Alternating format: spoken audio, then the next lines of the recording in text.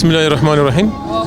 Şanlıurfa'da şu an siyer yarışması ile ilgili kaydımız 18 bin üzerinde oldu. Yani bu demektir ki biz 18 bin kişinin siyer okumasına vesile olduk. Allah'a hamdolsun. Bu çalışmalarımızın büyük bir kısmı okullarda oldu. Buradan Milli Eğitim İl Müdürlüğümüze teşekkür ediyoruz. Allah razı olsun. Bu konuda bize yardımcı oldular. Okullarda destek olan müdürlerimize, öğretmenlerimize hepsine teker teker teşekkür ediyorum. Ayrıca sahada çalışan üye ve gönüllerimizden de Allah razı olsun. Hepsi fedakarlık yaptılar. Uzun bir süre okulları ziyaret ettiler, çalıştılar, gayret ettiler. Ve bu konuda hepsinin emeği var. Allah onlardan razı olsun. Bir hayra vesile oldular. 18 bin küsur insanın siyer okumasına vesile oldular. Bu da demektir ki 18 bin kişi inşallah Peygamber Efendimiz'i tanıyacak.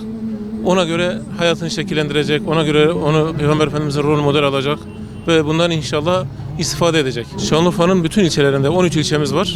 13 ilçenin tamamında siyer yarışmamız olacak.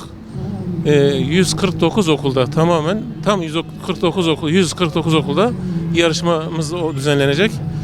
Sahada da yüzlerce gönüllü kardeşlerimiz olacak bu konuda. Sınav sonuçları da sınav günü vereceğimiz kitapçıkların arkasında yazıyor. Hemen arkasından böyle bir 10-15 gün içerisinde sonuçlanır. Sonuçlar da Rehber TV'de canlı olarak açıklanır.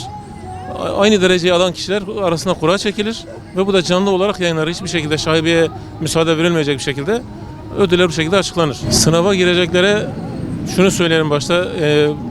Sınav günü zamanında okulda olsunlar. Küçük olan kardeşlerimize, küçük olan öğrencilerimize, sınava katılımcılara da velileri yardımcı olsunlar. Onları okullara götürsünler. Ve o gün yanlarında kimliklerini bulundursunlar. Açacak kurşun kalem ve silgi yanlarında bulundursunlar. Bu şekilde hazırlıklı olarak gelirlerse inşallah onlar için kolay olur. Ve sınava girecek olan bütün kardeşlerimize de SMS olarak onlara sınava girecekleri yerler bildirilecek. Şu anda yani birçok yere mesaj gitti, birçok kişiye mesaj gitti ve devam ediyor. İnşallah herkese sınava gireceği yer mesaj olarak bildirilecek.